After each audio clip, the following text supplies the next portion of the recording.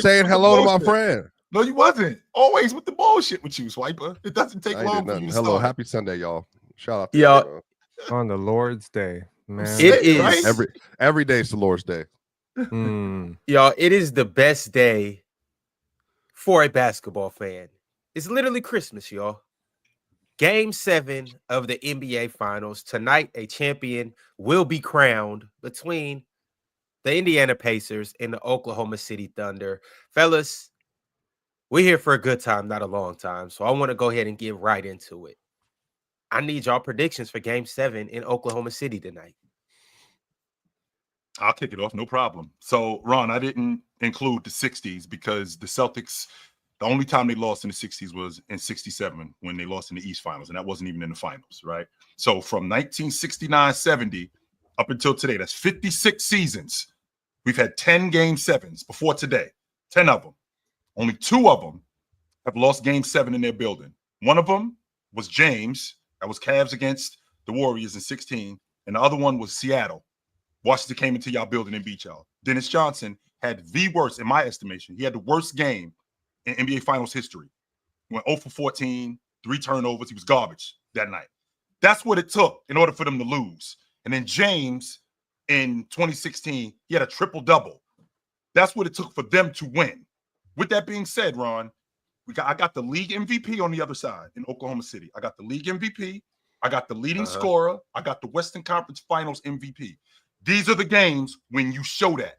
These are the games when you let us know that I am him. I'm that guy. These are the games when these are the games when that stamps you. I got them running over Indiana tonight. Running over them? I got them running over Indiana tonight. One ass whooping deserves another. I got them running over Indiana tonight. Is somebody hurt for Indiana I don't know about? Nope. Everybody healthy. I got them running over Indiana tonight. Okay, that's the only time they've been running people over, by the way, in these situations. Is like if there's clear injuries on one side. My head says Thunder. But no injuries. What no injuries when they beat y'all by 40? They literally were injured. They literally were injured. 3 and 6 of the lineup was injured. I have Game 7. Then this happened a month ago. I'm talking about when they beat y'all by 40. Nobody was injured. In Game 2, Michael Porter Jr. was clearly injured. Yeah, it's just bad memory. I got my head says the Thunder, my heart says the Pacers. My head says the best team, best player, MVP. But regardless of all that, historically great defense, all that. But on the other side of this, this has been the Pacers season. I mean, this NBA season since January has been the Pacers year. They have absolutely flipped the script around the league.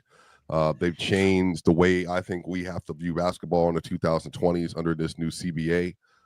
They've changed the way that we have to view roster construction. They've changed the way we rethink about what it means to win. The Pacers haven't had one player that has just been exceedingly that much better than the other, and having that kind of tier 1 level of play in the finals. What they have had is a team of people. Now, TJ McConnell, obviously, within spare minutes, but they have had a team of people that have stepped up. Now, I think Pascal Siakam's been consistently their best player in terms of just what he's doing in terms of points, rebounds, assists. Obviously, Hallie steers, spills the drink and all that. But I'm not going to lie to you, man. It's going to be a close game. I'm the opposite of chill with that. This is going to come down to the fourth quarter. It's going to come down to, do the Thunder defense, can they put clamps on them again? And are they going to be able to hold them scoreless in the last 4 minutes of the game? Could everything gets tight and gets close? And then will Hallie, will Pascal, will TJ McConnell, will Benny Mathurin, which role players are going to make the most mistakes today? Are we going to get another Benny disaster class? Or are we going to have another one of those runs for Obi Toppin and Benny and TJ just flip the game? So my head says to Thunder.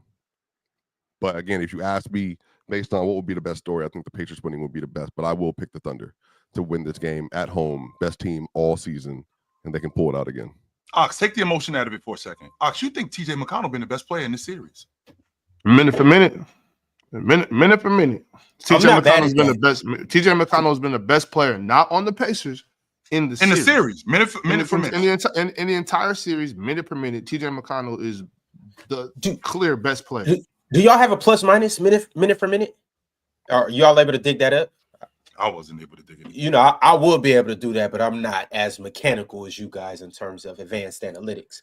But minute for minute, I would like to see who actually has the best plus minus or box plus minus, whatever it may be. I'm gonna tell you the truth, Ron. Obi not far behind. I mean, Caruso not either. He in that tier as well. Obviously, it's a different team, but Caruso and TJ McConnell, minute for minute, I believe, have been the most valuable players. Yeah. Who's been the most under? And TJ's eating Alex's lunch. So, yeah. You know what I'm saying? But, I mean, with that being said, so, right quick, Ox. What was that question you were going to ask, Swiper? Who do you, well, on that end, if they've been the most impressive, who's been the most underwhelming? Miles Turner. Yeah, probably. To answer your question, TJ McConnell has a 9.1 box plus minus in this series, which is superstar tier. Yeah, that's MVP. Who's the closest in the series? I mean, I would be shocked if anyone has higher than Shea, that's higher than J-Dub, that's higher what's than What's his win shares for 48? Can you see? No.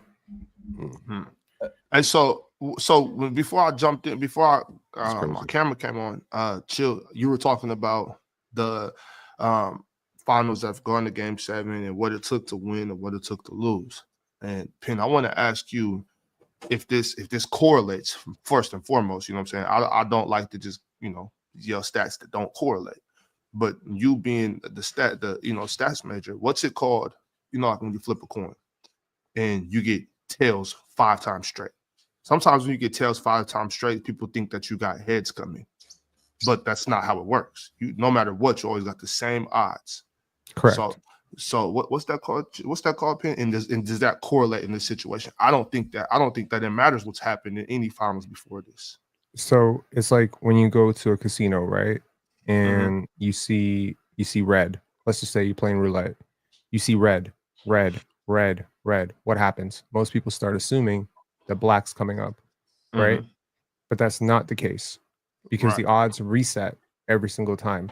So what you're saying basically is that trends reset with every single outcome is a new outcome, right? So every single time you flip a coin, the previous 25 spins being heads has nothing to do with the next one because the odds and probability reset. So I think, are you trying to correlate that to what we said about TJ McConnell?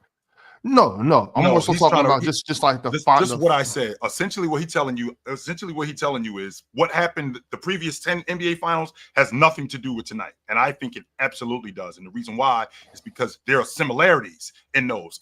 The idea of flipping a coin doesn't make the idea of flipping a coin. You got a 50-50 odds. Okay, so if you rewind the clock back to 1969-70, ain't no Willis Reed over there in Indiana. There isn't one. If you rewind the clock back to 1974 when the Celtics played against Milwaukee, ain't no Jabbar over there. There's no Dave Cowens over there. None of that's going on. There's no Elvin Hayes. There's no Elvin Hayes in Oklahoma City. There's no Larry Bird. There's no Magic over there. There's no Isaiah Thomas over there. None of that's going on. The one thing that I found out in these NBA finals is there is a difference maker. I can appreciate your logic, Ox, with TJ McConnell being a difference maker. I'm not going to argue that because without him, we aren't where we are if TJ McConnell isn't on the floor. But I need, in order for us to win, I need LeBron James. I need Larry Bird, right? I need Magic Johnson. I need Michael Jordan. To win the series or to win Game 7? Tonight, just Game 7. No, you don't. This is what. Once again, Grant Williams won the Celtics that game when they beat Giannis in 22. That was Grant Williams. Grant Williams did that.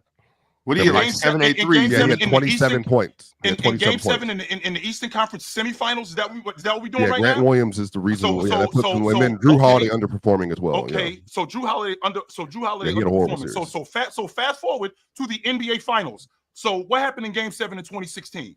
Go. Well, that's not the same thing. That's exactly what we're talking about. No LeBron. We're not talking about. But there's no LeBron or Steph in the series, though. Once again, Swiper. Yeah, there's no LeBron or Steph in the series. That's the idea. Who did I just say before the series? Who did I just say? The league MVP, the leading scorer, the Western Conference Finals MVP. Yeah, but he hasn't been that player in the series, though. Well, tonight is the night that he shows it. But so wait, hold on, because this is where we go. Does it make him less of a player if he loses the game tonight? Yes. No. Yes. That's no. I mean, Absolutely chill. If that's the case, then we gotta dethrone Jokic then. no. Because Yeah, because he just lost. he So lost in game. He lost in game 7. Did we not just sit up here? Did we not just sit up here in game 7 when they lost in their building after being up 20? Did we not do what we did against Joker? No, you know Now, why? Because he had 34, 19, and 7 in that game. If we move that to the NBA Finals, if we move that to the NBA Finals and they're up 20 and they end up losing game 7, that's not the context though. That's one specific game. Are we sitting here talking about these players being the best players and them not giving you the performance? 34, 19, and 7 is the reason why he skated. No one else played that well except for Murray in that game. So he skated because no one else showed up with him and Murray. I'm saying if SGA loses tonight and has a 28, 7 and 8 game, like, does that make him a less player because he lost to the Pacers because they had a better team in the finals? It doesn't. Yes, and here's why, Swiper, because what I'm saying is my best player, this is the night. You can give me that game.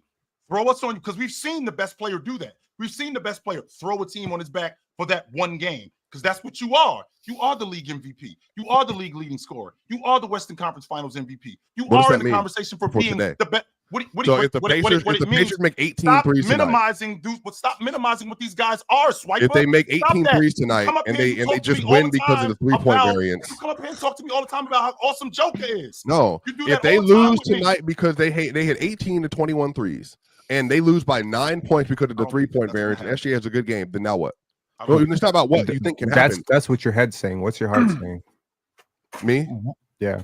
Well, my heart was saying the Pacers win, but the head was saying no. I understand that, but I'm saying like you thinking too much with your head here. Like when you say like lesser player, no. Yes, in Game 6 when I saw this team play, I don't feel like the OKC Thunder came out with the right energy. I don't think they came out with the right focus. I think they got walked because of it. Right? It's part of me thinking, is that the immaturity? There's a lot of things that go into the type of performance they had. They just did not have it. They turned the ball over. Shea turned the ball over. I don't even care if he loses this game. If they lose this series, I will look back on that Game 6 as an indictment of him as the type of player that I think he is, because you can't have 8 turnovers when your team's up 3-1 or 3-2 in a series and then lose 2 straight. This team hasn't lost 2 straight in a while. I think this team maybe showed its immaturity in Game 6. Did they expect Tyrese Haliburton to come out limping and then they were sort of caught off guard? Did they want to win on their home court? Did they play with their food a little bit and think it was going to be easy when they went up 10-2? I really don't know, but they got destroyed. They got destroyed. And right now, we see that camera panning to Shea in the 4th quarter, and he's like, Game 7, all the marbles. Well, show up, or it's going to be a long off season and people calling you a fraud. And that just comes with it. I don't even care. That's narrative stuff, though. It's not. I'm asking, like, I don't even care if it's fair. If Shea, hold on, chill. Is Shea a worse player? Even though they were in -900 going into this series, they were runaway. They shouldn't even be in this situation. So no, he hasn't. He hasn't had a good series. So if you give up the loot in Game 7, Swiper, if you give up the loot in Game 7, hell yeah, that's a knock on you. Now, does that mean you're necessarily you're not a bad player now? You're not. Well, hold on, Swiper, because I think. Well, you're not a better player. You know what I'm saying? Like that's a knock on you. Now, does that mean you're just a terrible player? Does that mean you deserve to get slandered all summer? Of course not. But this is basketball. This is basketball talk. You know that's going to happen. But what I'm saying is, if you want to be known as the best guy, if you want to be known as MVP, if you want to be known in these conversations of 2016 Steph, Prime, Kobe, to Michael Jordan seasons, I'm hearing all types of things. You have to show up. It's a must. It is a must. You have to show up. It's bigger than, right quick, chill. It's bigger than whether him being a better player or a worse player. Swiper, you don't know anything about this, but heavy is the head that wears the crown. He is where he is right now in the league. Not today, y'all. But he has chill with him getting regular season MVP, with him getting leading his team to the finals. But what does that mean though? Hold on, I'm about to tell you. Yeah, he's in legacy talks now.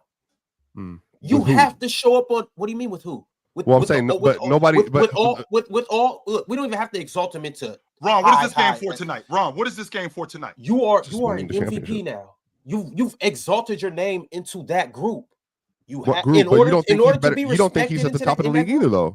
So he does he get knocked from? Does he get knocked from being a top 3 player to a top 5 player if he loses? No, this is what I'm saying, Swiper. No, I'm talking about amongst legacy talks. This game right here can put him anything about can put him closer to Kobe. Or can move him who puts him next to Kobe? No, we ain't doing that. You know what I'm saying? No, who puts him next to Kobe though? As you were saying, Ron. No, this is what I'm saying. I'm talking about in amongst legacies. If he wins this puts him on this trajectory. Now, if I win next year, 2 Finals MVPs, 2 championships. If I three-peat, 3 championships, 3 Finals MVPs, it puts him up to that. We're talking about legacy. We're talking about grand scheme. Not in the league today, grand scheme.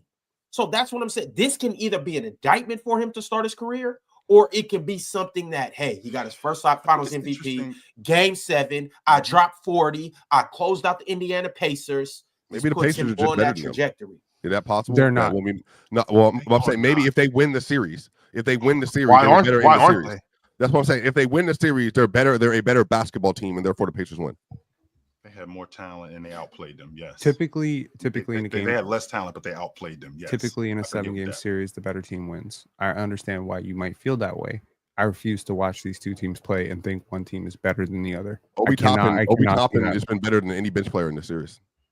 Yeah, he's been awesome. Mm-hmm. And every single time I watch him play, just as good as Alex Caruso. He's been better than Alex Caruso. Pascal Siakam better than J-Dub and Shea for a large part of this series.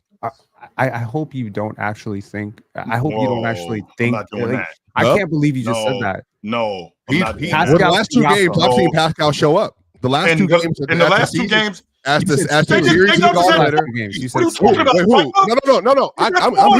I hear you. Again, that's 0.3 rebounds assists. I'm talking about the game flow, the flow of the game. Pascal Siakam has been consistently very good throughout this series, and including last game, because we're doing this. Who played the best last game? He outplayed both of them in the last game they played. So if Pascal Siakam plays well again today, it outplays both of them today. Now what? What does that mean? If is it so he just can't have played better down the stretch of the series? Or we're just saying that's just an indictment on Shea and Dub. Pascal just didn't raise his level of play to be able to do that. It is an indictment on Shea and Dub, though. Y'all lost the game.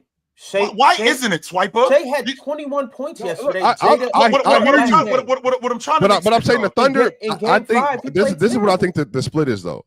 People, they were, again, minus 900 to win the series. They were like, this is like all time. We're expecting them to walk through the finals. That's how good they are. I'm saying that at this point in time, we have new information that says the Pacers and the Thunder are on equal footing with each other.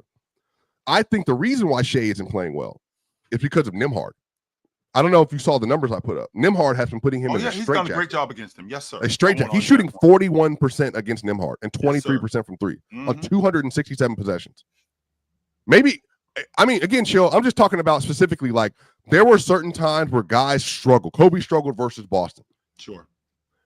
Could it just literally not be that Nembhard is just, he knows Shea that well, that this is quite literally the worst possible matchup that he could have seen, and therefore he has an extremely underwhelming series because of it. To the turnovers that Penn talked about. He's also not a tier, this is also where the split becomes Chill. I think he's a tier 1 scorer. I don't think he's a tier 1 passer or playmaker, and you've seen that come up short in this series. Sure. He can't create for other people like that. So, like, if he can't score at will consistently, and he's not a good enough passer playmaker to take advantage of the defense all the time, then I'm saying that, like, is it possible that we just had him in conversations earlier than what he should have been? Is the whole point? And he's just he's a very good player for the league he's in now. What if he goes off tonight though and scores 40? But I'm saying he's an elite scorer. But his thing is always what scoring. Conversation should he be in? Because I'm just thinking about the league today. I ain't even thinking about Bryant and Jordan and I ain't thinking about those guys. I'm putting him in the conversation in today's game. Where is SGA in today's game? I think he's arguably a top 3 player. I think he's better than Giannis.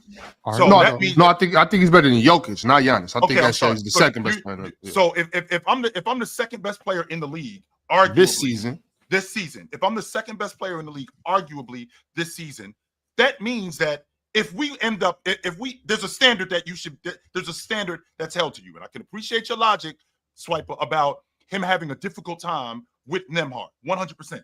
But the best players in these kind of games, no matter who the defense is, they rise to that occasion.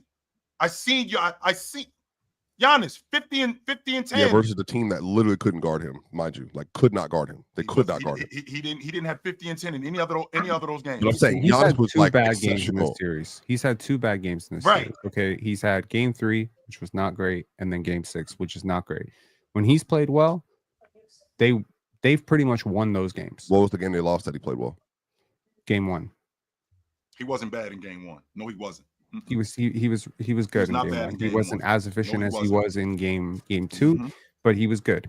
And in game 4, he pretty much carried them back by himself. And it doesn't necessarily have to be a buckets thing. It's an all-around thing. And I always go back to 2010 with Bryant, when he wasn't shooting the ball in game 7 particularly well, and he recognized we're not going to win if I keep doing this. So I got to do something else. And he did that other thing. He got on the glass. He played defense, and he was the difference in them winning. So the same logic applies. But to wouldn't that go to my SGA. point though, We Chill? have to we have SGA. No, it wouldn't. Because No. I'm not moving him down based on how he plays today, though. Like, so I'm the one actually just. But you're also maintaining not a moving him up. level head with him. No, you're not. But you're also not moving him up. But And you can't that's sit there. real. No, That's hold the on, problem. chill, Pin. You're not moving him up to number 1 either, though. So you can't even talk to me about that because you don't think he's better than Joker. Even if No, there is no Pin. There is no this. You do not think he's a better basketball player than Joker. You're not moving him up. So why am I held? Why does that matter so much, y'all? Why are we getting so stuck on where we're gonna rank SGA depending on winning or losing? That's my whole point, Ox. Here's why, Swiper. Because we can't act like win or lose, this does nothing for SGA. This doesn't change anything for him. Yes, it does. It 100% changes. So I'm the leading scorer, the league MVP, the Finals MVP. They win it. If they win the NBA championship, I'm the Finals MVP on a 68-win team. This doesn't change anything for me going into next season. Nothing. Chill, I'm not Here's even. the thing. I don't think it's necessarily next season. As more so, he's adding all these badges to his legacy against all the other greats. This is the start. Shay's 26. This is the start of a tremendous resume. So whether he's better than Joker today, or better than Giannis today, or better than Luka, I don't think that's more so the thing. It's more so the table that he's going to be sitting at, and the table he could potentially sit at. It puts him one step closer to being one step higher amongst the greats. It's dudes like James Harden. He can't say he did any of these things. Chris Paul. He can't say he did any of these things. Even like a guy like Jerry West, for instance. I'm not saying he's better than Jerry West, but now it allows him to be able to say, like, I did some things that Jerry West didn't do.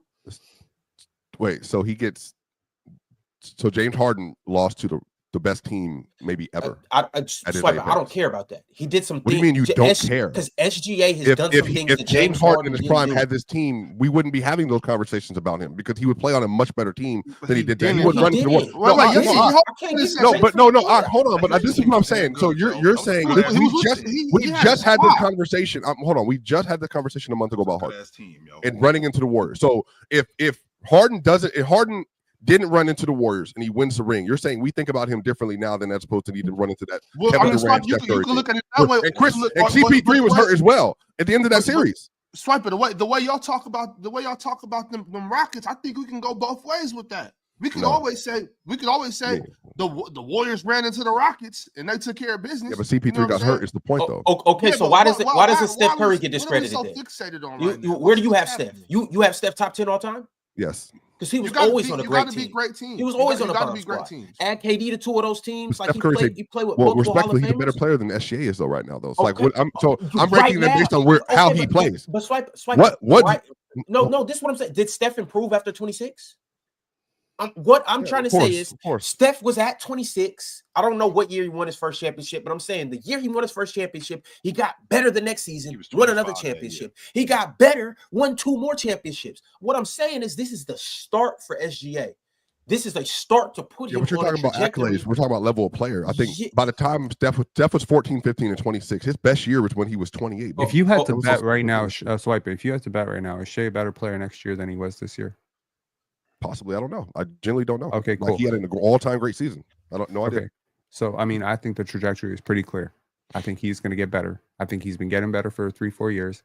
And I don't know a lot of players who were better at 31 than they were at 26. So I think the thing that you said, "Oh, I'm not putting him over Jokic." Yeah, I'm not putting him over Jokic, but that's just national pride at this point. If he continues to get better and Jokic takes a step back, that's the gap right there.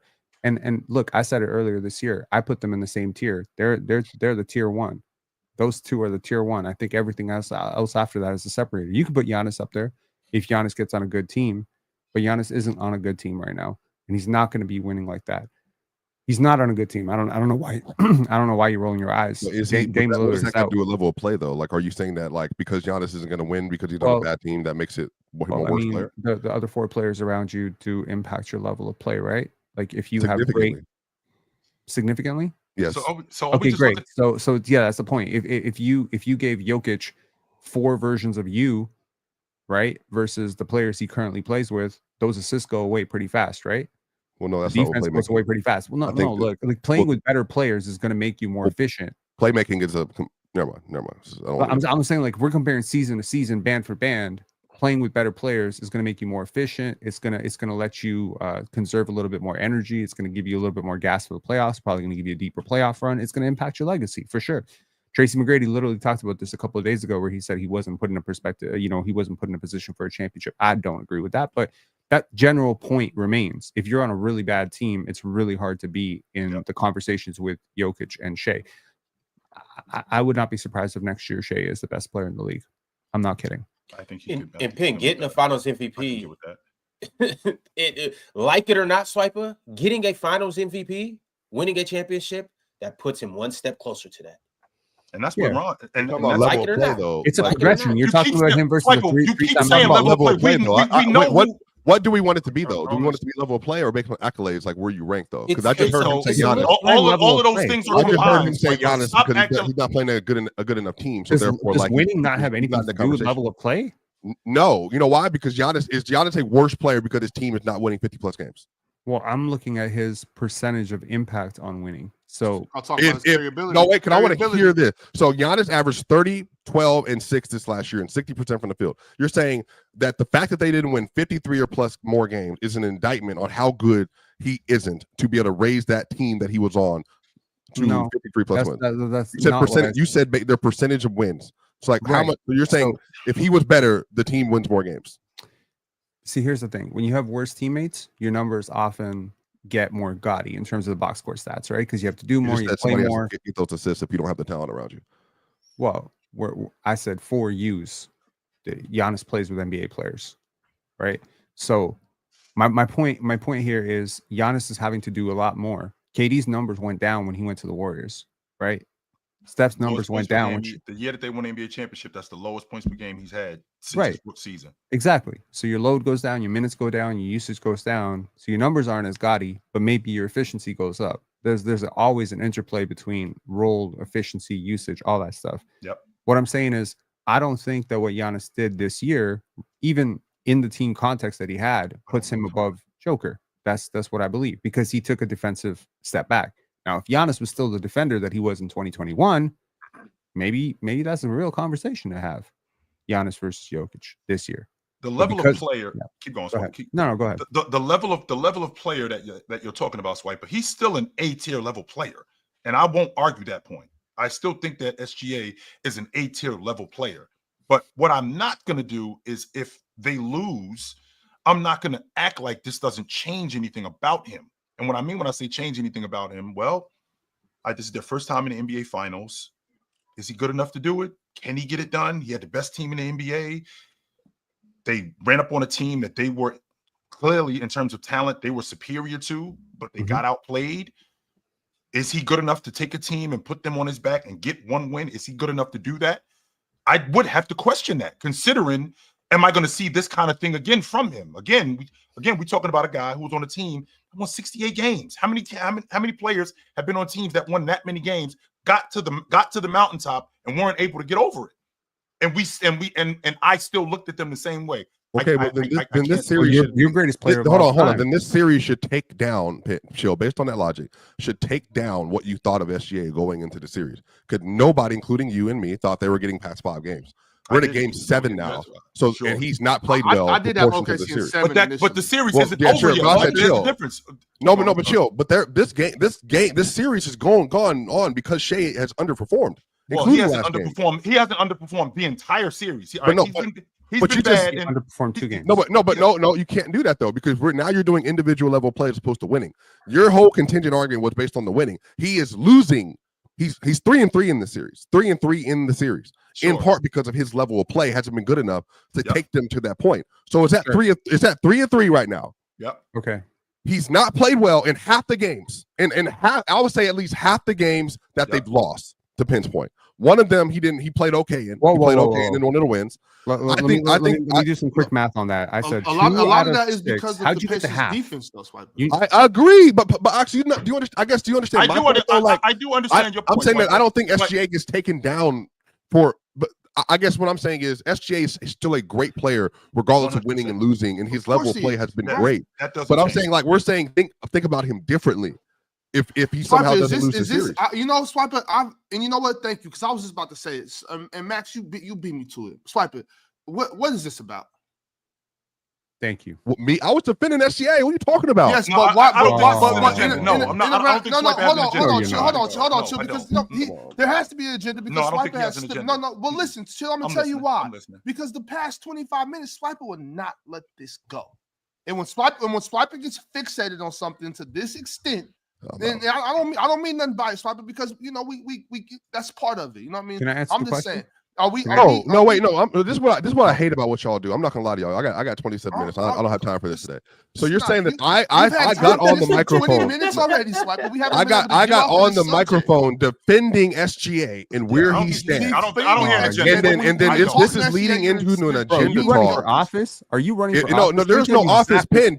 There's no office. You go sit down somewhere because you obviously don't think I'm worth anything. Because you don't think I wore a crown on my head, anything like, even though you haven't played anything in your life or won anything. Hold on, chill.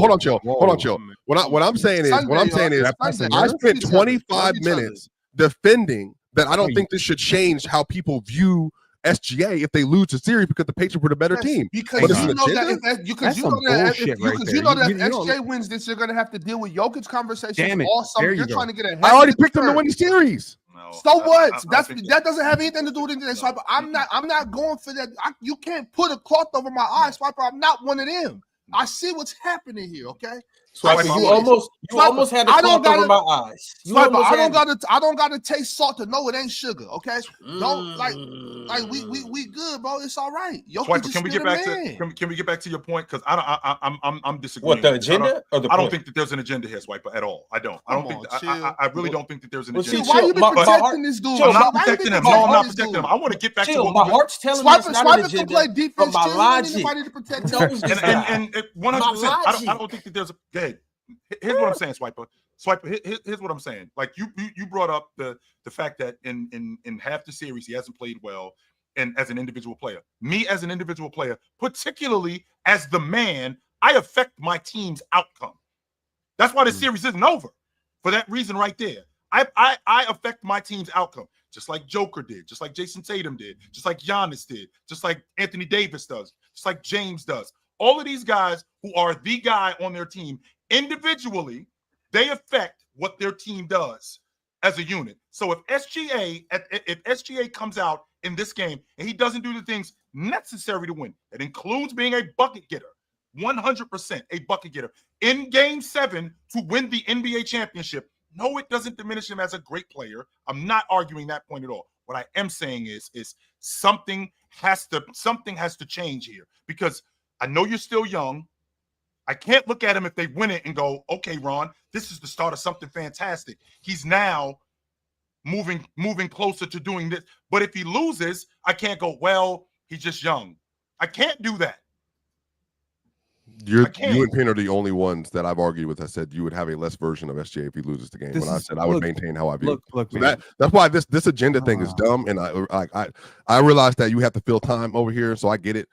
If I'm saying that SGA is not going to change who he is based on how the game goes, and I'm saying that he's still a great player regardless. There's no 100%. He is great, 100%. So then what else can there be? If I was the one on Penn's end saying that, yeah, if he loses this game, then I think differently of SGA, he's worse than what I thought he is, then that would be a damn agenda. But that sounds like dumb logic to me. I don't exist in that brain. Great logic. That's on you. That's on you. That's cool. That's on you. That's not. I'm not going to think worse of Hallie if they lose this game. Hallie is who he is. And why are we I'm not changing my mindset. Why are we playing this game? Because we're talking about basketball. This is what I'm saying. You all want to exist in narratives. You all want to exist in narratives when you feel like it's fun. All want to exist. But when I'm talking about you, the narrative about SGA is that he's a worse player if he loses. The narrative about SGA if he wins the game, then he's better. That doesn't make any sense. So if they lose, because he's not a worse or better player based on the outcome of this game. It's a game 7 with two teams that have been fighting like this. 100%. So essentially, is Pascal better than J-Dub on the course of the season? I would probably say no. But in this series, down the stretch of the series, he can outplay J-Dub. He outplayed SGA this last game. Is Pascal somehow maybe better than SGA when it matters most? No. That may raise some questions about. Okay, here goes Ron. So that's what I'm saying. Here goes Ron. So you mean to tell me that we're not going to think more highly of Pascal Siakam for leading the Pacers the Indiana Pacers at that, to an NBA Finals, Game 7, and he goes off for 35 and 12 tonight? You mean to tell me that we're not going to think high? That's and not only that, Ron. Wait, you should think that higher of Pascal? You said yes. But am I putting him in a top 10 because of that? I'm not saying top 10, but you may move him from 21 to 19. You may move him up one spot, or you just may reconsider where you have him at.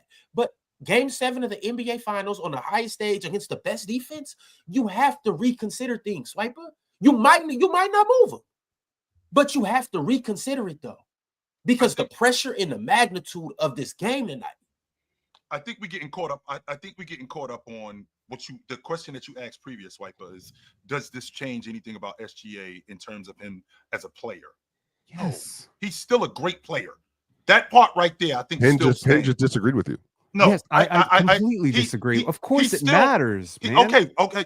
Once again, it matters.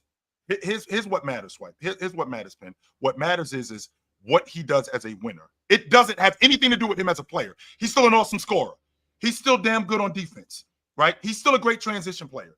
He's still got a money mid-range game. What are we None debating? of that stuff changes. What are we debating None of here, that. Chill? However, Nobody is saying that if he doesn't play well, nobody is saying if he doesn't play tonight, he doesn't play well tonight, his MVP is fraudulent and he's suddenly not a top 10 player. But that's what Swipe is saying. But that's not what we're saying. That's not what we're saying. But if you don't show up tonight, right? This is for all the marbles. This is at home. You did not play well. You got blown out. This is Game 7. You have the better team. You were favored to win this game. If you do not win tonight, I don't care. I don't care about the shooting variance. I really don't. I don't care. This is the NBA in 2000 and yes, I understand the NBA in 2025, and I understand, and this is why I didn't want. Just to interject this, Bron, Kevin Durant just got traded to the Houston Rockets. We have the Phoenix Suns are trading Kevin Durant to the Houston Rockets for Jalen Green, Dylan Brooks, and the number 10 overall pick in the 2025 draft. They said it was going to be today. I didn't believe them. Wow. Well, I knew it was going to be when they said today or tomorrow. Sorry, breathe, brother. It'll be okay. The reason why I knew it was going to be, and I still thought it was going to be tomorrow, but the reason why I knew that they were going to make it happen quick is because the draft. Mm-hmm. And the draft is Jalen Green, Dylan Brooks, and what else? The 10th pick in this draft, 2025, and 5 second-round picks. 5 second-round picks. Right. Yeah, those they are didn't. valuable. That's a really good. That's a good trade. They're gonna get something really good at 10. They might get Carter Bryant. Hey y'all, I know y'all don't care much for Jalen Green and Dylan Brooks, but I think that's fair exchange, no robbery. I'm not mad at that. Well, I remember I was having an argument with people like just a few days ago about they're not moving off Jalen Green because they believe in it. I'm like, bro, Jalen Green's out of here like immediately if I could say anything about it. So hopefully him and Booker and Bill, or if they want to trade one of them, I don't know. But they would have been smarter to take the Raptors offer, in my opinion. But which was what, Pin? RJ and Jakob Poeltl. And they would have gotten a center. They would have gotten a center on team control for 2 years. They would have gotten, I think, a player that's a little bit better than Jalen Green, in my opinion. So, you know what, Pin? I agree with you. I agree with you, Pin. I think getting Dylan. Not only do I agree with you, Pin, but I think the Raptors would have been better with Kevin Durant than Houston. In the Eastern Conference, yes. No, sure. I think so. I agree. I think so. This shit better work, bro. I mean, with that being said though, Chill, I mean the Rockets gave up something, but they only gave up one first round. Didn't give up very I much. think Jalen Green's like, it's one of those situations where maybe it's better for you just to move on and figure out, go somewhere else and reboot, start over. I think the Rockets won that trade. They did easily. Yeah, I thought Jalen Green could have been gone for something less than that. So Jabari Parker and Tari Eason. Yes. I just don't understand this fit with Jalen Who's Green starting and at the Devin two? Booker. That's Who's starting at exactly the 2 right now for the Rockets then? It's gonna be Amin Thompson. Yeah, Amin Thompson. No, at the 2. Essentially, Yeah. I mean, So Jabari's playing the. They're gonna resign. They're gonna resign Fred VanVleet. Yeah. Yeah. So Fred, essentially, KD just steps in Dylan Brooks' spot, and then Amin's gonna start. The Rockets ain't done yet, right? Like this isn't. This isn't the team that think is going to contend to win anything in the West. Right? I mean, I beg to differ. Why not? They still got Tari Eason. They still got Jabari. They still got. Cam Whitmore. I know you guys don't think too high of him. Maybe you don't. They still got Reed Shepherd. I mean, with this team as is, Steven Adams, Şengün, with this team as is, like I liked it because they don't lose much on defense. Like I know Dylan Brooks is a good defender, but you still got all those defense. Not necessarily. Dylan Brooks is by far better defense. He is. But I'm saying you also get Jalen Green out the way. So now I got Tari Eason and Jalen Green competed and played really good defense against the Warriors. Yeah, but out of everybody that we mentioned, Jalen Green is by far the biggest defensive liability. So you get him out the way. You get more minutes for Tari. You get more minutes for Jabari. More minutes for Amin Thompson. Like they're gonna have a good ass defensive unit around Kevin Durant. This team, as presently constructed, is still a first round exit. Yeah, I don't think they're getting to the conference finals. I don't think they're beating a few teams still, but I mean, we'll see. They need to do something else this summer. That was a good first step. Getting Kevin Durant is always a good first step. You know what I'm saying? Don't get me wrong. Like they didn't get worse. They're not. I'm not trying to say that they're not a good team. I'm just saying if you go get Kevin Durant at this age, I expect you to be trying to compete for a championship right now. This team, as currently constructed, is not a championship contender. I highly disagree. And then on top of that, the younger players all getting better. Amin Thompson, he gonna step into that all-star level tier. I can't just guarantee that. I don't know that. Yeah, I like this team a lot. You put this level defense around Kevin Durant. There's still some other vets over there. You got young dogs still. Like, yeah. They still got Cam Whitmore. They didn't even trade Cam Whitmore either. Cam and Reed. Yeah. Don't forget about Reed Shepherd. Forgot about Reed Shepherd already. They can make one more move, and they should make one more move. They have to make one more move, Pin. Not should. They have to. It's a must. It's a necessity. So what's the other move that they need to make? Because I already got my bucket getter on the wing, right? I got my passing big man in Şengün. I'm gonna re-sign VanVleet. I got my defense. What else do I? Where am I? I got my rotation guys. Too. I got my dirty work guy and Steven Adams. I got my defense. I got my defensive wings and Tari Eason and Jabari. Where am I deficient at, Ox? What's the problem? Well, I mean, I don't particularly love Şengün personally, so I'm not a big Şengün guy. He's not. His shooting and finishing is really bad. I don't think he's that good of a playmaker either. I think the defense is still going to be really good. The top shot making, they're still going to depend on Fred VanVleet a lot. Cam Whitmore needs to take a step and develop. I mean, they're going to be a good team, but like, even if like right now the Warriors with the obviously Jimmy Butler, the Clippers I think are going to be good again. I think the Nuggets obviously, the Thunder, the Wolves are going to be good still. I mean, there's still it's even next year even the Spurs, like if they're fully healthy, like I mean there's just a lot of teams in the West. Like I think this is great for Houston. The fact that they ain't had to give up Jabari, Tari, or the kid Amin Thompson, I love that. I love that for them. But I'm trying to figure out, Ox, from your standpoint, because you don't like this.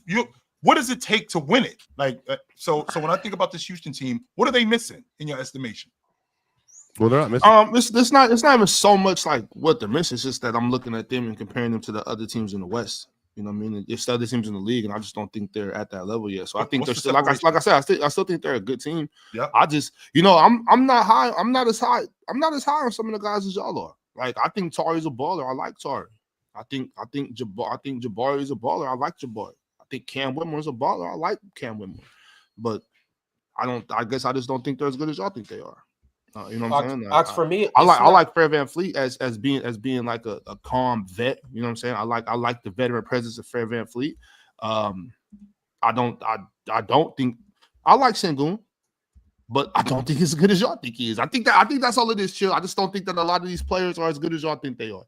You know what I'm saying? Ox, it's not necessarily the talent for me though. It's yes, but no. It's more so the level of defense that they're gonna be playing.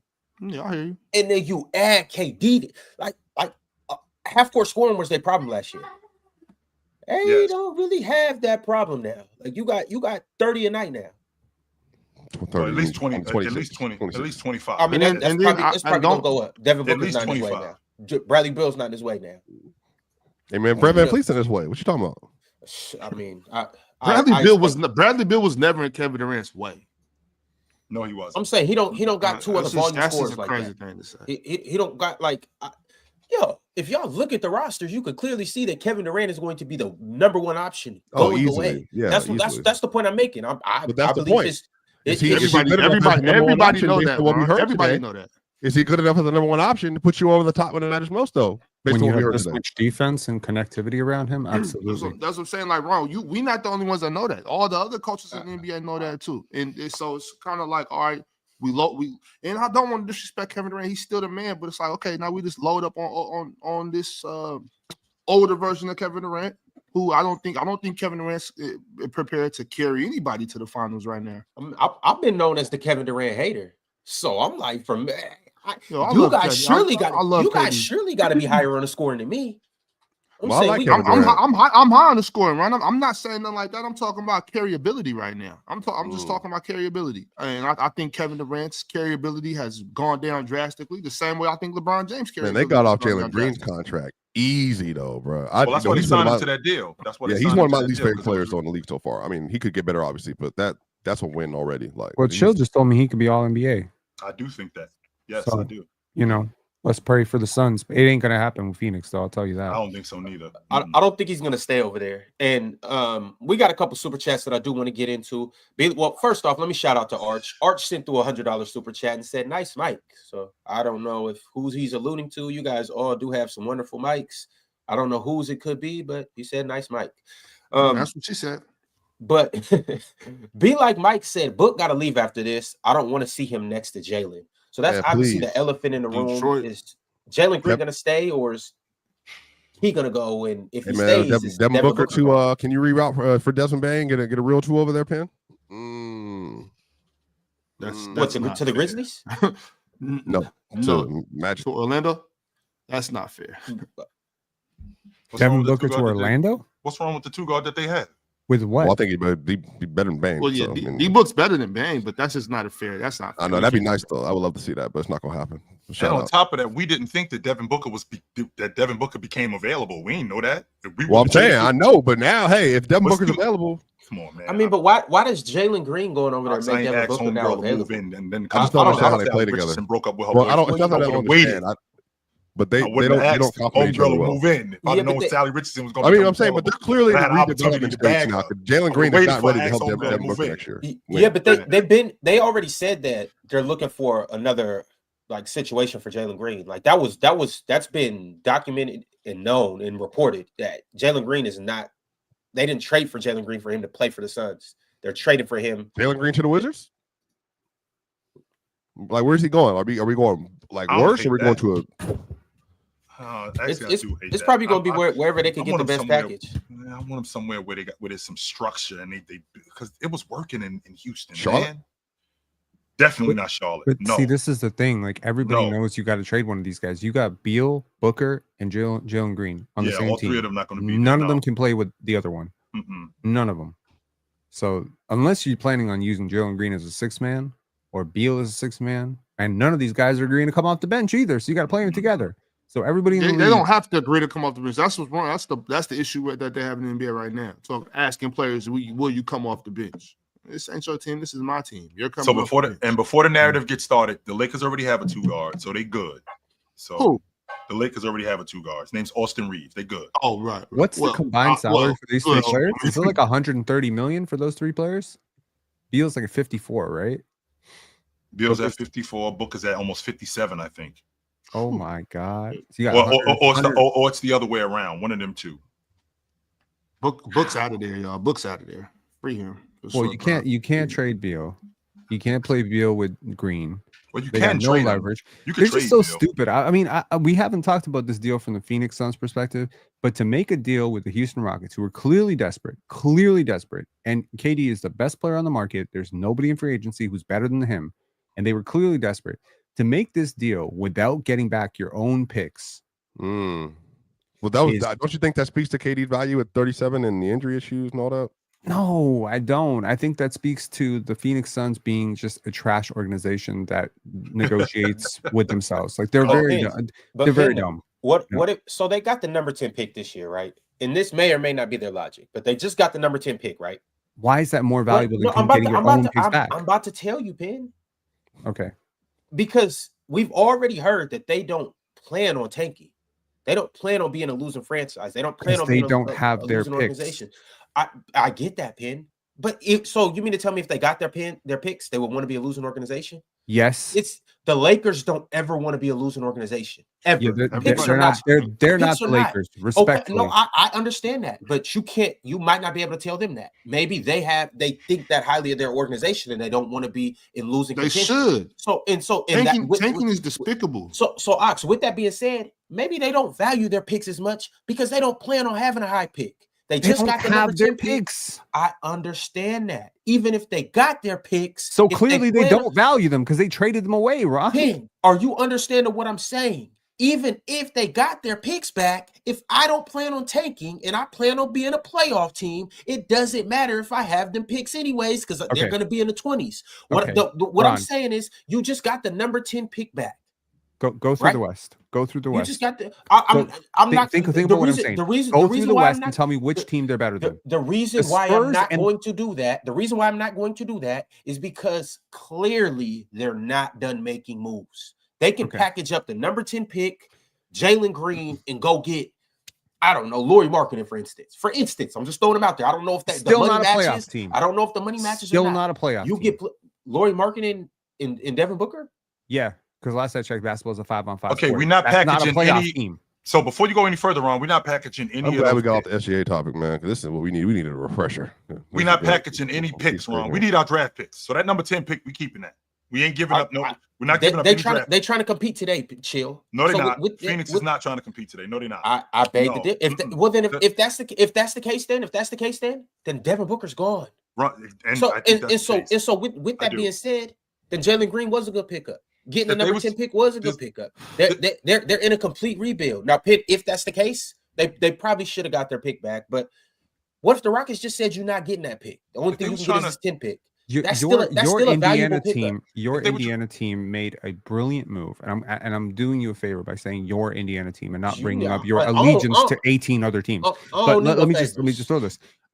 The Indiana Pacers traded number 23 this year to get their number 26, their 2026 pick back like next year, right? Mm-hmm. That was a brilliant move. That was a brilliant move for a million different reasons. Well, a couple reasons. Number one, we don't know what's going to happen next year. You really don't. You could have an injury. Halliburton could have an injury.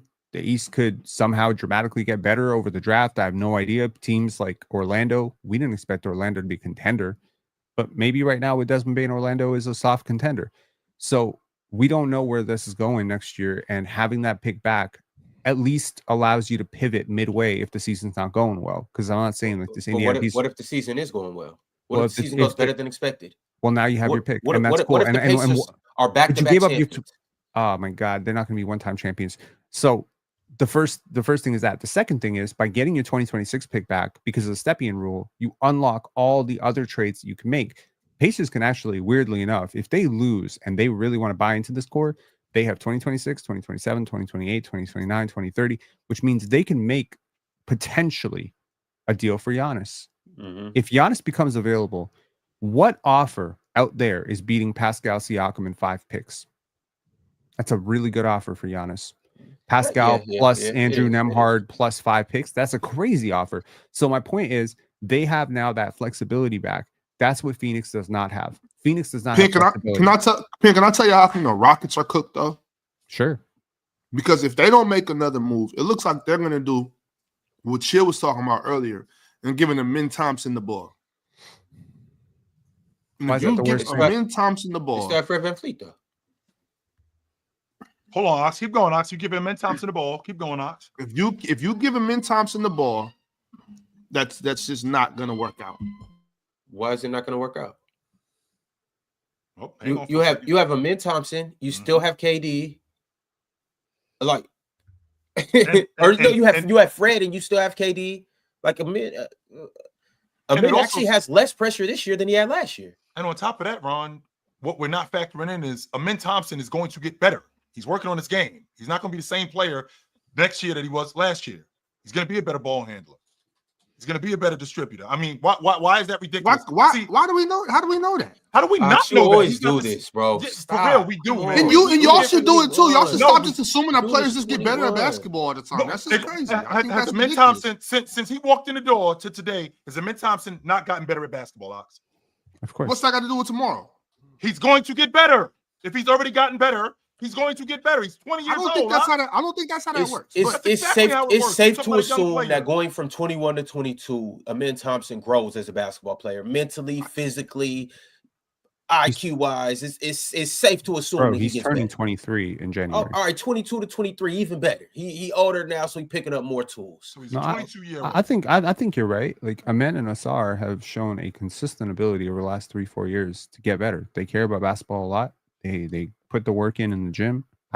I mean, sure, there's a 1 to 2% chance he comes back worse, but I think if you're betting, you bet on Amen being I'm betting better. on him getting better.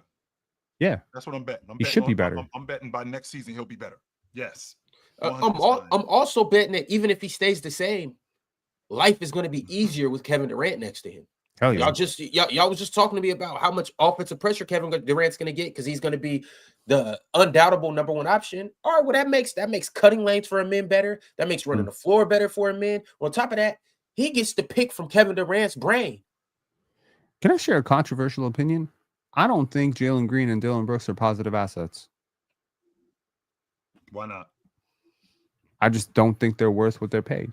So I think the Phoenix Suns got back pieces that don't have a lot of trade value. So Personally, You just got Kevin Durant for them. They're clearly positive assets. Not only no, that, but that's what I'm saying. I think they got cooked on that deal. I don't think they got enough for that deal.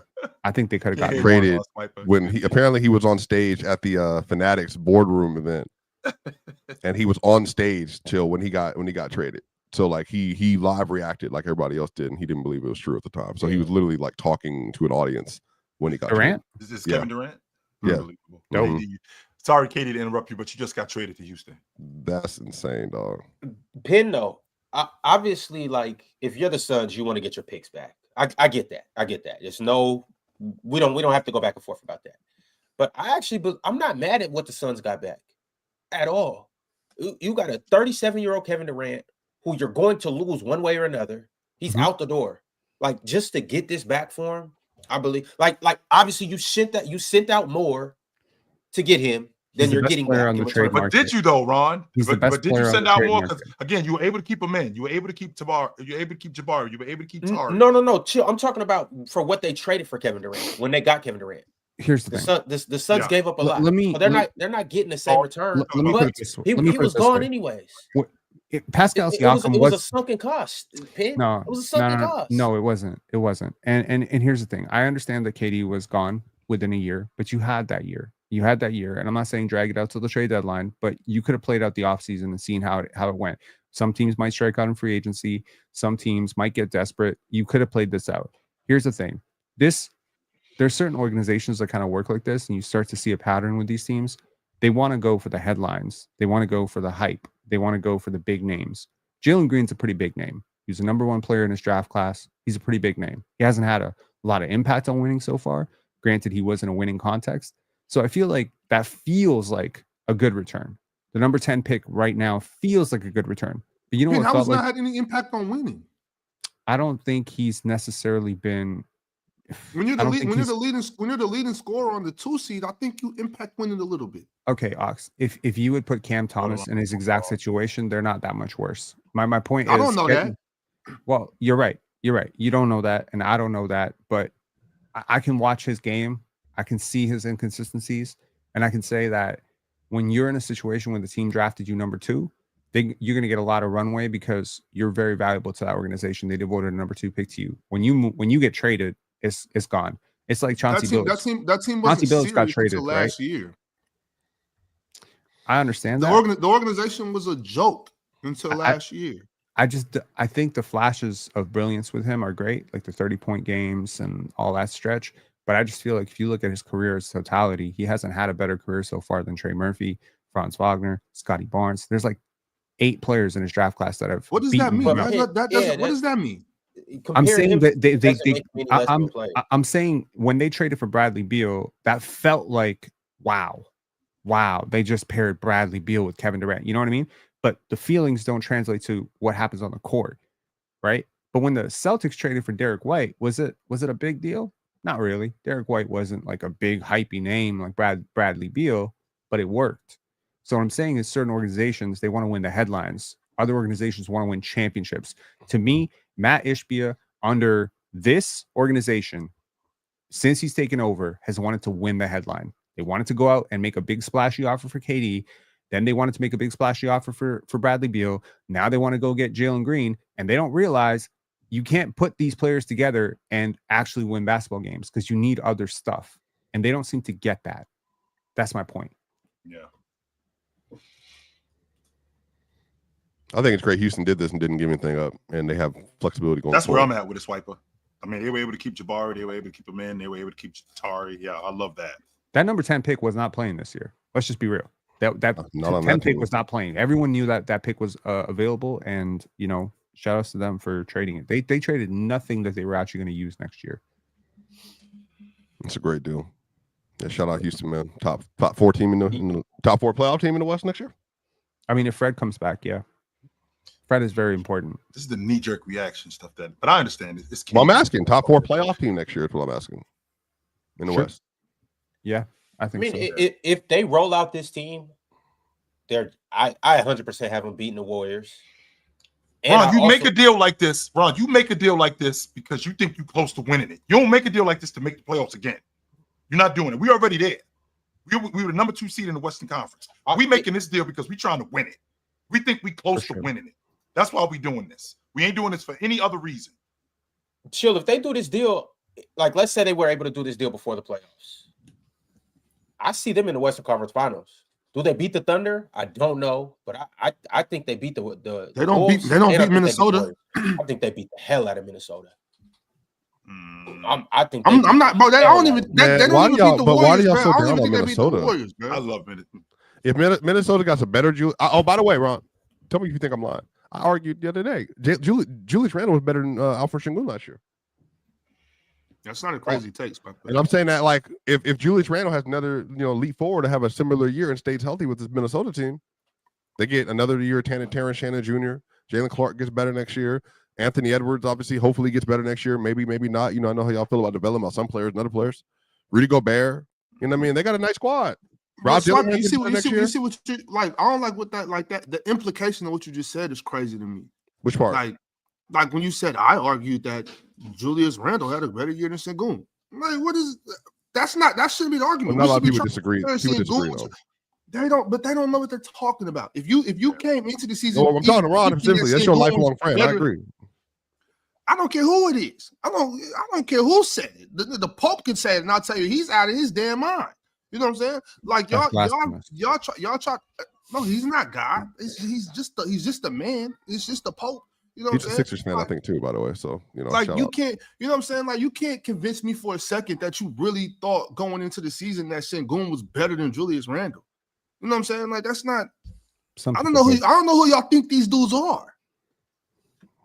Y'all seen Sengun do a couple of these passes? Oh, he's better than Jokic. He's next. No, he's not. It's not happening. He's still a 20 and 10 guy. He's still that. That's who, and that's fire. No, that's fire. That's fire. That's fire. See, that's the thing. Like that's cool. I'm not saying Sengun's not a good player. I'm saying he's not Julius Randle, and he's definitely not Jokic. The Rockets still got some work to do, y'all. You like the fit between Ime and KD? I like Ime with anybody. Yeah, KD gets along with everybody. Didn't Ime coach the Nets? So Yes, they got some he was- chemistry he was- together. They So wanted him to be the Yeah, head yeah. coach. They thought that they dropped the Oh, ball to that's Steve right. Nash. Yeah, they him wanted to be get the Steve head Nash man. out of there and wanted. Yeah, they wanted him to be the head man. Remember And when after Boston the came thing along with the and Celtics. said, "We'll take him. Thank you very much."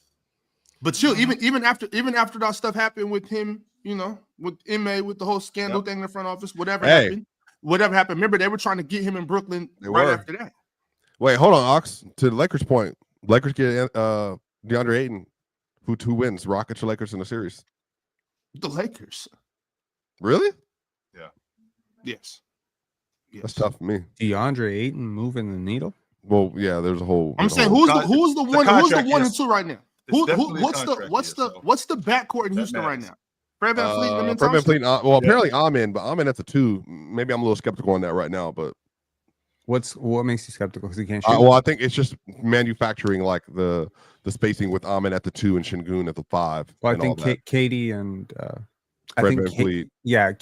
I think again, I don't think this roster is done. They have the pieces. If they're making a trade for Kevin Durant, they are hopefully understanding they have a very short window to get this done. They got 2 years, 2 to 3 years maximum before he is completely, I don't want to say washed, but probably not a star level player. So what's the starting lineup right now, Pin? I would imagine KD at the 4, Amen at the 3, TBD at 2. Literally, I don't know who that player is. Who's but TBD? Who's TBD? Oh, to be determined. Okay, I got you. Yes, because that player, whoever that is, right? Well, you don't think Jabari would get a start in this situation? You would think until they make a move. So if we don't have a 2, then you know what? Jabari, KD, and Amen starting together. This is why I'm in a minority. I'm giving Amen the ball. I'm giving Amen the ball. I get you, Joe, and then KD's gonna be in a situation that he left in Oklahoma City. He's gonna be like, man, this is who would work? Russell Westbrook all over again. You know who would work brilliantly for them? RJ Barrett. RJ Barrett would be amazing for that team. They need rim pressure very badly. They need rim pressure and they need secondary creation very badly next to KD. I don't think Jabari Smith does that for you. I think they have a lot of the same players. You know what I mean? They peace show. Yeah. All right, fellas. I think they kind of got a different problem than Phoenix, but the same problem. Like they have a lot of players that maybe have too many overlapping skill sets. It's just the type of player they have is very valuable, which is like that 3-and-D type of wing. So they got rid of Dylan Brooks. They obviously got a major shot making upgrade in Kevin Durant. I just think you need somebody who can consistently get 2 feet in the paint. What would you think about a Ja Morant trade to Houston? Not happening? No, they're not. How could they pull that off? I mean, they have the contracts to make it happen, don't they? Yeah, but Memphis is incredibly high. I'm saying, like, who though? What players is that? They're gonna have to give. They're gonna have to give. No, they got so many picks. Maybe Reed, Cam. Exactly. I'm saying you can. Y'all trying to make the money match, which is a necessity. But Memphis is gonna be like, yeah, I understand the money match, but I'm not giving you Ja unless you give me a min. And that has to be a necessity. And that's, you know what I'm saying? Ja's trade value has come down several notches from some people I've talked to. Like obviously Memphis can say what they want about him, but the off-court issues and all that stuff is hampered, a little bit. The injuries and all that stuff. So the shine has maybe worn off to the point where 3-4 first-round picks might get you Ja Morant at this point if you're adding, some players. And I mean, Jabari is going to be contract extension eligible very soon. So you got to make a decision if you want to pay him with KD. Jabari, Fred, and a bunch of picks. Jabari, Fred, Cam, and a bunch of picks. Yeah, something like that. I'm not too mad at it. Man, I just don't, man. By the way, big news around the NBA. Dario Saric just picked up his player option. So shout out Dario. That's why you're so cranky today. No, I'm not. You knew that. I feel like I was the only one that actually was being fair to SGA today, other than the Glazers, who was holding them to incredibly high standard. You were trying to protect Jokic. Yeah, it has nothing. I don't know how the two are correlated with one being the other, but shout out. Hey, see y'all later. Happy Sunday. Hope y'all have a great day. All right, Swiper. One last thing. Plausible deniability. There's no plausible. There's no deniability. SGA should not be held to a ridiculous standard in which he's changed because he wins or loses tonight. I got the Thunder winning, and this somehow is connected to like his legacy with like Kobe and the rest of them. I think that's disgraceful from Ron. More antics. I'll see y'all tomorrow. Shout out. Straw man. Finals MVP on the way. See y'all soon. Peace. Right, but that's just ridiculous. That's a straw man argument. Nobody's saying that. This has nothing to do with Kobe. This has nothing to do with anything. This is just us looking at Shai Gilgeous-Alexander as a player, if you don't show up in this game after the game you had last time, I'm sorry. I'm not looking at you the same way. I'm sorry. That's not me diminishing you being an MVP. That's not me diminishing you saying you had an all-time guard season. Yes, you did. You had all that. And then you choked in game 6. You did not play well, you did not play with force, and then you lost game 7 at home to a team that you should have beaten. Yes, that impacts your legacy. I don't give a shit. Yeah, if Jordan had done that, today. like what the are we talking about? Okay, granted, the LeBron James bow is being tied very nicely because of the Cavaliers championship and 2 championships and the bubble championship and all that stuff. But do we not have some very uncomfortable conversations about LeBron James in 2011 when he lost that championship? Of course we did. Sure. That's part of it. That's part 7 and 11. 7 and 11. Absolutely. I know he was 7. Well, I don't really hold 7 against him, but 11 definitely, like he was on the quote unquote favorite, more talented team. So yeah, and I mean that's the thing. Like the whole, the bad with the good. You got to take the bad with the good. The bad is part of the good. Jordan, scoring champion can't win championships. And that's part of it. That's part of the legacy. And then the 6 championships are the bookends to the legacy. So maybe Shea losing tonight. I don't think they're going to lose, just personally. But maybe him losing tonight is going to be part of his legacy. We're going to. I hold 7. I hold 7 against Brown because D Wade got it done in 6. So, but D Wade had Shaq. LeBron had Ilgauskas. That's not necessarily the same thing. Respect, Big Z. That's true. I forgot. But my thing is, I that was ridiculous. Swiper made it. Swiper did that to back up SGA so that we can't. If they do win, we can't say anything about because we seen the whole play. We seen the play through the whole way. We didn't even get to do much predictions and stuff because of that. Swiper doesn't realize he's trying to play chess with people who are comfortable with 4D chess. He doesn't see it. He's playing checkers out here, just like smashing pieces around. All right, y'all.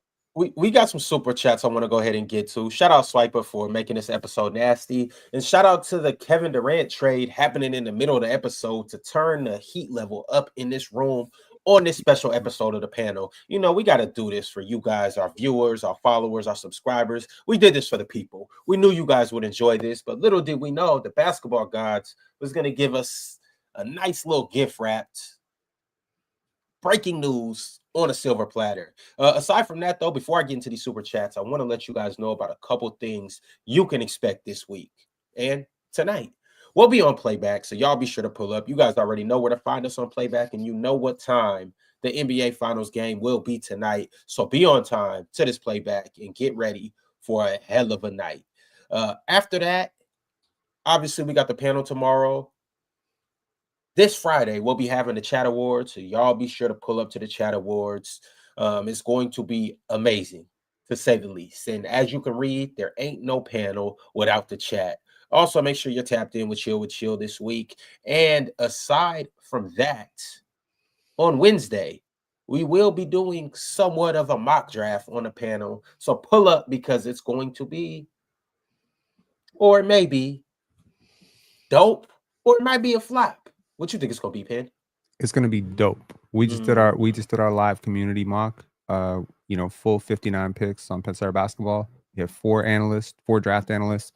It was unfortunate that John D could not make our episode, but I suspect he will make the panel episode. So it's gonna be fire. John D and I have done a lot of work on this draft, so y'all gonna get like some real deep knowledge about these prospects. I'm excited for it. I'm excited for Wednesday's episode. And I'm also excited for tomorrow's episode, too, because I'm going to be popping champagne the whole episode, baby. The whole episode after the Pacers win. But, y'all, we got super chats. The first one is from Mystical. Mystical said, this is hilarious to me because that just means no one wanted Jalen Green. His stock is in the garbage. Also, if the Wolves were winning 50-plus games in the West with back-to-back Western Conference Finals trips, how good would they be in the East? What do the Wolves look like in the East? I think they're contenders. I think they're the best team in the East. Or best team? Maybe the second best team. They'd be top 2 team in the East. You think in either of these last 2 years they come out? Maybe this year. I think they're a really good team, man. I really don't know what to say. I think Ant's amazing. Yeah. And also, you said popping champagne, but you mean popping Xanax, right? Whoa. Something get popped tonight.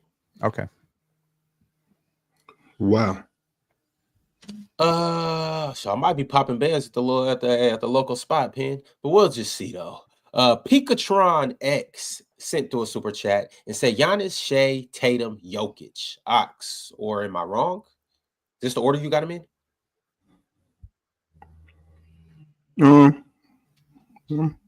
I'm fine with this.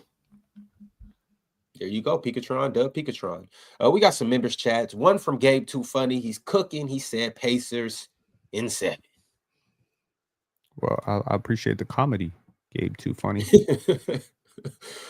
Wazardo sent through a members chat and says, salute panel, salute chat.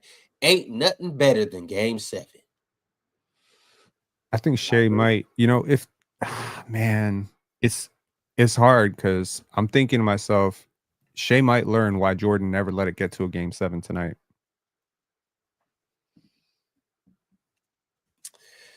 I'm excited, y'all.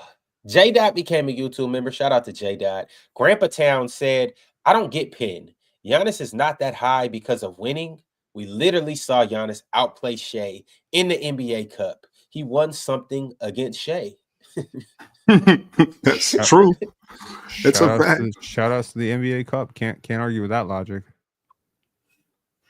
Yo Stricken said, my son's fan friend said he thinks they trading JG.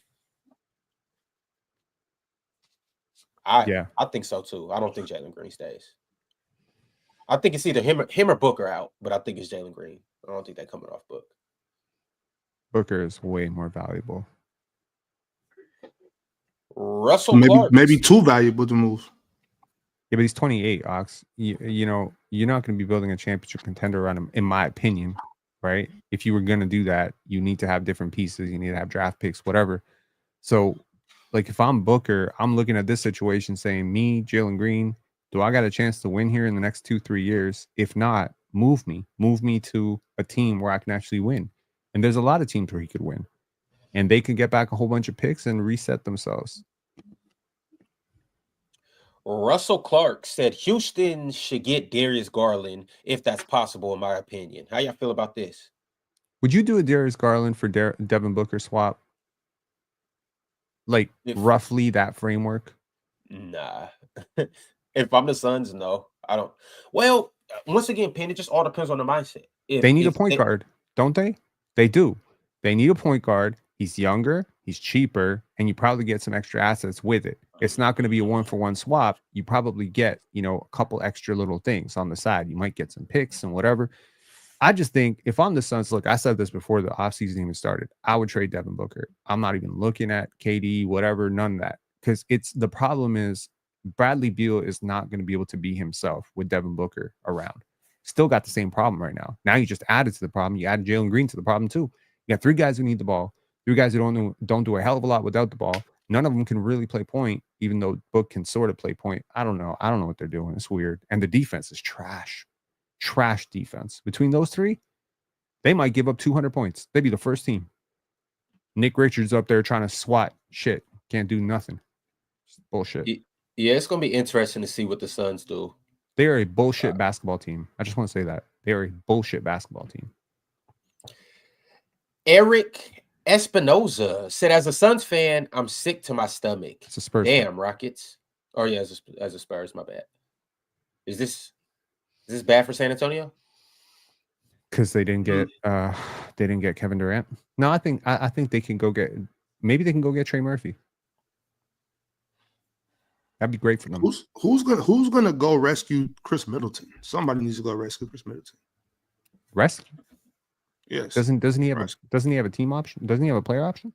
Rescue himself. Yeah, for the right money. Come on, man. Hey, I'm opting in and somebody got to come rescue me. Hell yeah. The Trib One said, for the Rockets, is there a playmaker you'd want to see with this squad? Maybe Reed develops. Maybe Thompson gets better as a playmaker. What you think? They need somebody. They don't got no playmaker over there right now. Shit, maybe they should trade for Darius Garland. That's what the initial super chat said. It didn't say Suns. It said the Rockets. My bad. I can't read. No, you good. But how y'all feel about the Darius Garland on the Rockets? That would be great. the least they can do is go get Colin Sexton. I mean, something. Well, obviously, Darius Garland would be the best option. So He's not really a point guard though. Y'all not high on Fred? Fred? Y'all don't think Fred works with this? I like Fred. I do, but you just think they need to upgrade? They just need someone who can hit the paint. You know what I mean? Yeah. Like consistently collapse the paint. KD can't do that anymore. He's too old. And the thing about it too is KD or men can play the 4. Like they can play the 3 and the 4 with each other, so they can slide. Like they have a good problem because they can go get somebody that's bigger that can play like the 3 or the 4 or 4 or 5, or they can get a guard. Like they can literally get anybody that plays the 1 through the 4. I mean, I could technically even go get a 5 too, because I mean Şengün could play the 4. So they got a good problem in terms of they can literally get anybody that's a competent starter, that's a connective player, that adds defensive value, and slot them in that lineup with what they got right now. Yeah, if you trade Smith, Cam Whitmore, Reed, and a couple firsts, you can get a star. 100%. That package can get you a star. For sure. I'm not saying superstar. I'm not saying Giannis, but you get a star. You can get an all-star. Hey, they can go come up. All right, the Trib one. I just read your members chat. Appreciate you, the Trib one. He sent through another one and said, "Does this KD trade mean a Giannis trade is more likely to happen? Lakers in 5 next season." Didn't Giannis already say that he's not going anywhere? I'm gonna choose to trust him. It's not up to him. Yeah, I personally think Giannis is gone. I don't think you trade a player like that if he's saying he wants to stay. I think he just stays. Like I feel like Milwaukee. It just depends. Like if you can build a team around him right now, then yeah, do that. But if you're not able to do that, you need to trade him while he's still as amazing as he is, and get as much value back as you can. I'm just not with the sentimental shit. I'm not with the worrying about what other stars think about me trading a guy that doesn't want to be traded. I'm worried about the future of my basketball team. So if you're here and we can't do nothing with you, when you have all this value while you're still a top 3 player in the NBA, bro, get out of here. With all due respect, love you, Giannis. Thanks for the ring. Peace. I just don't think when you typically trade a superstar, you usually never get the fair value back. I've never seen a superstar traded for fair value before Luka's trade. It doesn't have to be fair value though, Pin. It doesn't have to be fair because he's so great that we can, you know what I'm saying, we can take a little less than what he's worth and still come out on top. I just think he's worth more to Milwaukee than he is to anyone else. Just he's kind of homegrown. Yeah. All I know is if I'm the Rockets, y'all can get the treasure chest and everything but a man. Any and everything but a man. You want Şengün, Jabari. That might be what they're trying to do. Plus those Suns picks and a couple more. There's your rim pressure. By the way, you don't need a point guard if you got Giannis. There's your rim pressure. So they play Giannis, KD, and Amen. And then who else? Put me out there. Put you out there. Put Ron out there. That's great. They'll figure it out. Still got Steven Adams too. So they'll figure it out. Like y'all see what they traded for KD. That's not going to be the same thing when you're trying to get Giannis. The asking price is way high. Do you not hear what I just said? A 23-year-old all-star. You got to look at it's the youth of these players. It's like you get a whole reset package. Like nothing's gonna equal up to Giannis, even if you trade. I know that's what I just told Pin. I understand that. So like you got Şengün, a 23-year-old all-star. You get Jabari Smith, lottery pick or top number 2 pick. All this potential. You get Reed Shepherd, top 3 pick. He still has a world of potential, and then you get the Suns picks and a bunch of first-round picks. Yo, that's a crazy offer. That's a great deal. You know what that is? That's a Godfather offer. I got Giannis, but y'all give me Şengün, Jabari, and Reed. So what's a better deal than that? And 4 first-round picks. That's a lot. Now those four first-round picks are very intriguing. I will say that, but come on, man. You get 2 starters right away. 3. I believe Reed could step in and start. You get 3 starters. If I'm giving up Giannis, I need a young star. I need a young star. I don't know. Şengün doesn't check. Şengün doesn't check that. No, not for Giannis. And to your point, Pin, like I know I'm saying this, and after I just said that you're not going to get the same value, so I understand that. I think you're contradicting yourself. If I'm not contradicting myself, y'all are acting like Şengün is somebody he's not. If I'm moving, I need a better young star. I'm talking about if y'all want Giannis, give me like a Franz Wagner in 5. I'd rather have Franz Wagner in 5 first than those players you just named. You know what I'm saying? I want something like that. Like, yeah, dudes ain't bro. Reed Shepard. I don't care if these dudes was lottery picks. I'm talking about who they are today.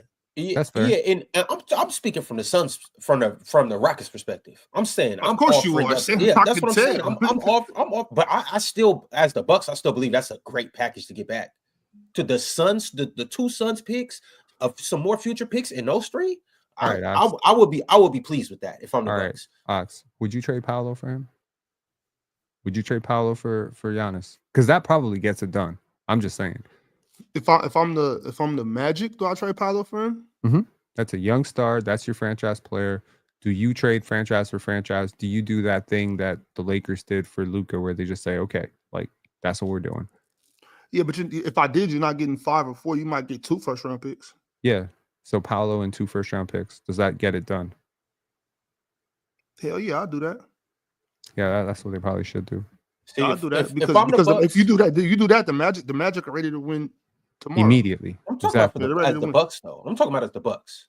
If the Bucks, yeah, I'll do that too. Because I got Paolo, a young star who's much better than those 3 players you named a second ago, and 2 first-round picks. I think that's a fair exchange, no robbery for both teams. Yes, hell yeah. See, if I'm the Bucks, I'd rather get that Rockets package.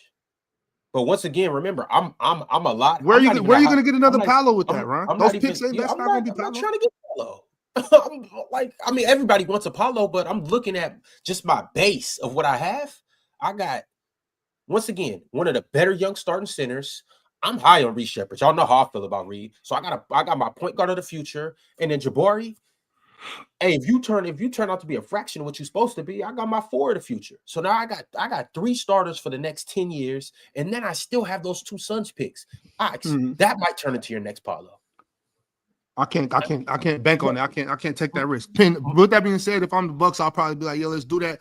You got to say Anthony Black too, and then we good. Hey, okay, see that that changes things up a little bit, and that changes things up a lot. But yeah, my thing is just like, because I think the Bucks are in such a bad situation too that just getting Paolo back, I'm like. So here's the thing. I think still gonna be, too many people get too locked in on where a guy was drafted. I don't really care where you were drafted. 2 things I actually care about. Number 1, where did the team that drafted you have you? If I have you 3rd on my board and I pick you 10th, you're not a 10th pick to me. You're a 3rd pick to me that's making 10th pick money. So that's the first thing. The second thing is, who are you actually? As in, what does the rest of the league see you as? If you think Reed Shepard is a 3rd overall pick and you want to market him as that, that's great. He did not play like a 3rd overall pick this past year. We're not marketing this.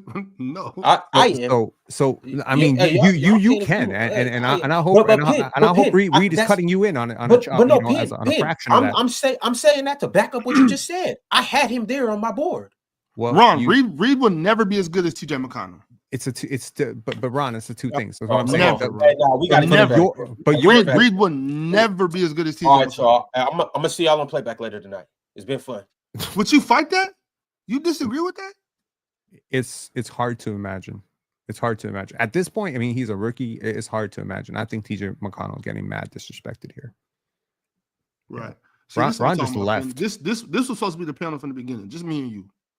What's good, man? Now we can get some real hoop talk in here. Facts. Way, right?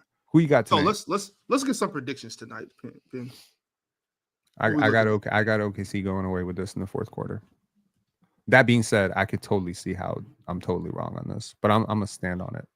I think OKC wins. I think they're a better team. I think Shea is coming guns loaded. You know that KG clip? He's talking about Game 7. He's like, I got the Uzi. I'm getting like, yeah. I feel like that's Shea right now. I mean, I could see that. I mean, especially after last game, I think Shea played pretty bad last game. So, I mean, for his standard, I think he played pretty bad last game. So I could see him being ready to play at home. I think the role player guys, Aaron Wiggins, I think he's going to be ready to play. I think Isaiah Joe's going to be itching to get off the bench so he can get some good minutes in. Casey, I think Casey needs a revenge game, a game to make up for the series. I don't think he's been playing very well. Lou Dort, Lou Dort's going to catch and shoot. I don't think he's going to be shy about it at all, especially at home. So either way it goes, I think it's going to be a hell of a game. But I do think that if we see a Pascal Siakam game tonight, I think that might be the difference maker. I do think Pascal has the ability to carry against this team. I don't think they have anybody for Pascal. I don't think Chet, iHeart, or J-Dub can match up with Pascal Siakam. Okay, let's talk actual hoops here. Zone defense. They haven't really gone to the zone against this team yet. I'm talking Indiana hasn't really gone to zone, and we did see Denver achieve a lot of success with zone defense, kind of throwing them off the pivot. There was also a clip with Draymond Green where he was saying that the two adjustments he would make is he would blitz J-Dub all game, and he would let Shea do whatever he wants. So I'm curious, if you're Rick Carlisle right now, what's your big chess move for the OKC Thunder in Game 7? What's the move that's going to throw them off their pivot, in your opinion? I'm not mad at that. I would throw that at them. My thing is I just wouldn't do the same thing all game. You know what I'm saying? Like I would switch up my coverages. I like that idea of throwing the blitz at J-Dub. I might try that in the second unless he comes out steamrolling in the first. But I'm not mad at what they're doing because I believe now, and I talked about this with Chill yesterday on Chill with Chill. I'm curious to know what you think about this. I think Indiana's been playing better defense than OKC this whole series. I think they have. I think they've played like very good. I think the series differential is like 5 points between these two teams. I could never have predicted that in a million years. I think they've just, here's what I would say. They've been more consistent. They've been way more consistent. Like they've had fewer terrible moments. But I think the peak of Indiana's defense versus the peak of OKC's defense, like the best for the best, like the best quarter I've seen, I still give the edge to OKC. Yeah, what was that? That was Game 5, I think, when they really put it on them. Like when they put those clamps on, it didn't look like it didn't look like the Pacers were breathing. And I feel like the places where OKC has lost these games, it did not feel to me like there was any chance they were going to win. Like when I was watching on Playback at halftime, it was like this team just is not playing with a lot of force, right? When Indiana loses, it's not like they're not playing with force. They're just getting sped up. So I think OKC has decided who wins and loses this game every single game this series. They don't show up, they're going to lose. When they show up, they win. Yeah. I don't know. Are you going to be on Playback tonight? Yes, I will. Yeah. I'm expecting a good one either way. And my thing about it, like I've been saying, you know, my team's not here. So it doesn't matter to me who wins. But I just want a good game. I just don't want a blowout. Like that'd be a terrible way to end the season. Just a blowout from either way. I'd hate that. This is a crazy NBA Sunday, wouldn't you say? Your first Game 7 since 2016, and Kevin Durant, one of the greatest players of all time, gets traded on the same day. Man, the Lord is good. The Lord is good. Yes, sir. Let me go through these super chats real quick, y'all, and then we'll get out of this. Get out of here. Captown Hoop sent through a member chat. He's been a member for a month. Says, "Hey Ron, I'm on that with Grill when I see him." Well, okay. And a hoe. All right. All right. I like how he squeezed it into his word limit. You know, put it all into one word. That's creative. Good for you, man. And next time, digging in pockets, man. Send a real super chat. Send that $5 to $10 chat. So you can say what you really want to say, man. Sometimes it costs a couple dollars to stand on your nuts. Jonathan Fraser says, KD's 8th head coach in 8 years. Nasty work, champ. Comes the breaks, man. Pete, I'm gonna tell you the honest truth. If this thing in Houston next season, like if this doesn't pan out, if they're a first round exit, if they have a down season, that's and I don't know if it's fair or not. I don't care if it's fair. Basketball's not supposed to be fair in my eyes. That's not gonna look good on KD's resume or legacy talks. Yeah, I was really hoping that this final chapter of his career would be spent on a team with stability and, you know, competitive roster around him. I'm not sure how I feel about the Houston Rockets ownership. You know, Tillman Fertitta, Raphael Stone, like the general managers. I'm not really sure I trust those guys. But who I do trust is Ime Udoka. I trust Ime Udoka. Sure. And, you know, Fred's about the right stuff in terms of like winning basketball games. Amen is about the right stuff. So I'm like, all right, since he was with Golden State Warriors, this is the best team that I feel he's been on for him. Like the team that is not just going to rely on him. Team is not trying to win the headlines with him, but really the team that actually has a plan on how to use him and a coach that I actually trust with him. And it's not him running, because here's the thing. Sometimes KD just got to be told no sometimes, too, right? Like the Brooklyn Nets, they wanted to win the headlines. They wanted to be the relevant team with him, right? You look at the two teams where he went to. Brooklyn, new ownership, trying to win the headline. What do? They go out and sign Kevin Durant. Oh, now we got KD. I guess we're going to win the championship. Go out and, get us a championship, KD. That's not the structure he needs. He needs a structure where it's a culture and an organization that trusts him, but also he trusts them. And I feel like if you just allow him to just come in and decide who his coach is going to be and decide what plays are going to run, it's going to be bad. It's going to be messy, So I think it's a great thing that I don't think he's going to be able to go to Ime Udoka and just walk over him. I think Ime going to tell him, like, nah, we're not doing that. So it's going to be great for him. This is not the best situation for him. I think the best situation for him probably would have been San Antonio, with Wemby and, those guys. And maybe Toronto would have been great for him too. But I don't hate this situation for him. I think it's a much better situation than he could have gone to. And actually, I wouldn't have hated Miami for him either. I'm just happy he's out of Phoenix. I do feel the same way. I think Ime is probably one of the better coaches for a guy like KD, a guy that's been around the league for a long time, a guy that played in the league, but a guy that's definitely not a pushover and just not going to take no shit from any of his stars. And so I respect that from Ime Udoka. As far as roster construction goes, I would have rather seen him in San Antonio or up there with y'all, or instead of this team. I know I was called a hater earlier because I said that about Sengun, and I wasn't hating on Sengun. I just don't think he's who y'all think he is. I'm still not I'm high. I like these young players. I just don't think that they're ready to do what KD needs them to do in order to, chase that ever elusive third ring. So I think as far as roster construction goes, I think he could have had a better situation. He's pretty young. I mean, Şengün's pretty young, and I think Kevin Durant coming in immediately notches him down into a more suitable second option role. He doesn't need to be the guy anymore. He doesn't need to be the guy taking all the shots. And now he's got a guy who actually forces a double team in the mid post, So I'm very curious to see how that dynamic is going to work. But I don't think they're done yet. I think they need one more piece, and I think they need a guard who can get 2 feet in the paint consistently. Right. And that's all. That was my main thing when I first said that. I don't think that this was a bad move by the Rockets. I just think they got to do something else. That's all. Absolutely. From Pikatron X, we got another super chat. Says Fred, Amin, KD, Eason, Jabari, Sengun off the bench. Fred, Amin, KD, Eason, Jabari. No way they start that.